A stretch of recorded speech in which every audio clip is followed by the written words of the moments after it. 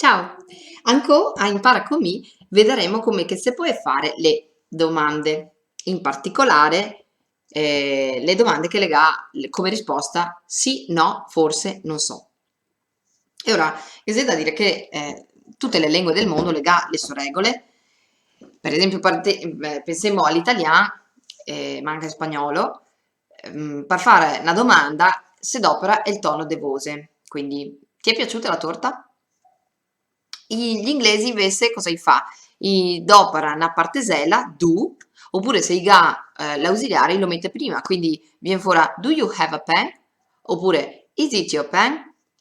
I tedeschi, i ciappa il verbo e lo mette prima del soggetto, quindi kommst du nach Haus? Ecco, quindi adesso che da capire come se che i fa i veneti a farsi domande. Allora, i veneti, per fare una domanda, i toe e il verbo nella forma affermativa e i gesonta una partesella interrogativa che se liga al soggetto della domanda, alla persona, cioè mi, ti, voi altri, noi altre. Adesso vi faccio un esempio così magari mi spiego meglio. In italiano diciamo la frase vieni con me e in veneto la sarà te vien con me. Se voglio fare la domanda di questa frase, in italiano adopero il tono di voce, quindi vieni con me e parole le compagne, no? Se cambia l'intonazione. In veneto invece ciapo vien, che è la parte, il verbo affermativo, e gesonto una partesella interrogativa che dice ti, quindi viento o vien tu comi, ti, viento comi. Ecco, sta composizione verbo P partesella interrogativa la fa le domande in veneto. Adesso andiamo da capire quale che le se queste parteselle, quindi ve le faccio vedere qua. Vi ho fatto l'esempio, eccolo qui, vi ho fatto l'esempio col verbo dormir. De qua lo catemo con la forma affermativa e di qua con la forma interrogativa.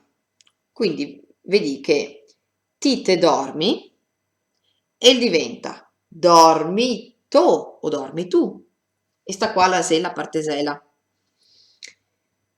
Elo, lu, el dorme, ela, la dorme, o ea, dormelo, dormela, voi altri dormi, dormio, dormiu, iuri dorme, iore le dorme, o luri, lore, dormeli, dormele.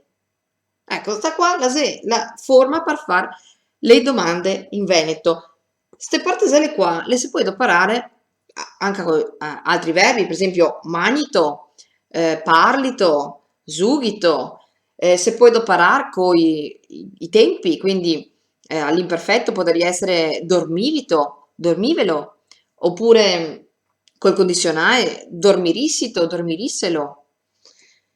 Ecco, vedi una particolarità che esista e tra parentesi, l'ho messa qua perché, per esempio, quando catemo parole che lega la A non accentata, sta A qua, la casca e viene sostituita dalla E. Se è il caso, per esempio, del verbo parlar, che alla terza persona fa i parla e quindi diventa parlelo, parlela, quindi va via la A e viene sostituita dalla E. Quindi bisogna sapere, andiamo da sapere queste parteselle per poterle adoperare. Un'altra roba che potrebbe essere, ma se più raro, avere anche la forma della prima persona mi, singolare o plurale, noi altri, però se più raro perché non ha molto senso fare le domande in sta maniera. Potrebbe per esempio essere tipo parlo i ben oppure parliamo i ben, quindi le gesemme, insomma, le sepirare.